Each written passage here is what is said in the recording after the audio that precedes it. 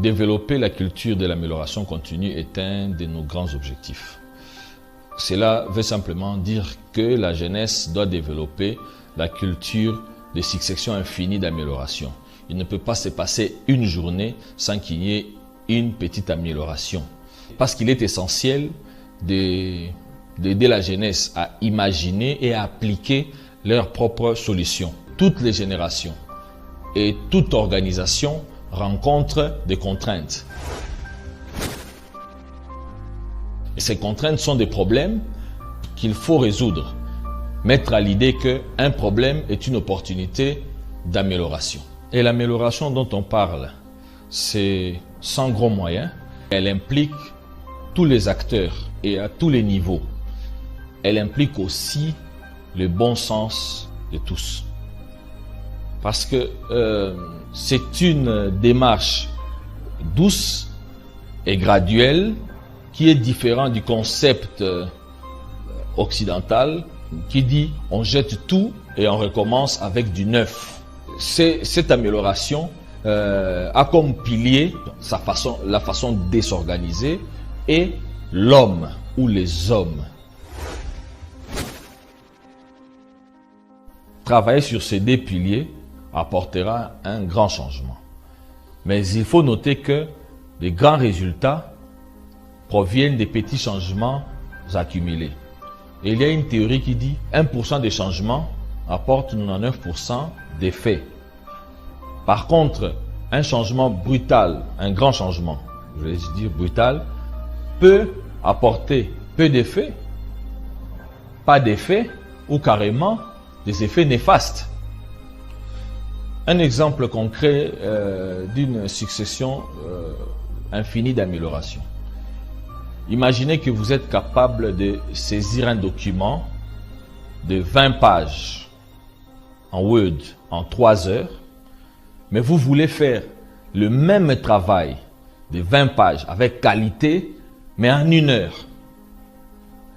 Et c'est là que vous n'allez pas le faire en une seule journée, mais à chaque fois que vous allez commencer à y travailler, vous verrez que les actions qui n'ont pas de valeur ajoutée seront éliminées, mais le travail restera de qualité.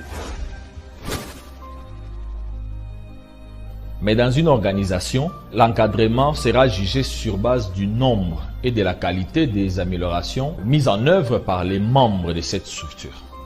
Et pour y arriver, il faut toujours un leadership efficace. Parce que le leadership va motiver les membres, les adhérents, même les employés d'une organisation à atteindre les objectifs fixés.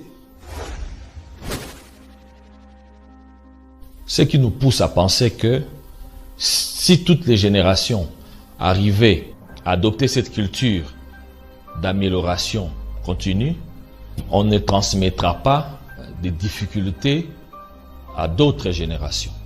Et donc on arrêtera ces cercles vicieux de toujours transférer des problèmes et ça nous permettra aussi de préparer les futures générations. Pour ceux qui veulent développer cette culture, ils doivent savoir que nous visons la qualité des actions collectives. S'améliorer individuellement, mais pour atteindre la qualité des actions faites par tous. Mais nous savons aussi que dans une structure, il y a des membres ou des sous-structures dans l'organisation qui ne marchent pas avec la même vitesse que les autres. Pour ceux qui ont une vitesse lente, ces personnes ou ces structures nous servent de repères pour rythmer le parcours afin d'atteindre ensemble le développement. En conclusion, cette culture nous pousse à savoir faire la différence entre l'indispensable et l'inutile. Elle nous pousse aussi à hiérarchiser et gérer nos priorités. Ce n'est pas facile, mais comme nous l'avons dit, nous cherchons des petites améliorations parce que les grands résultats proviennent des petits changements accumulés. Je vous remercie.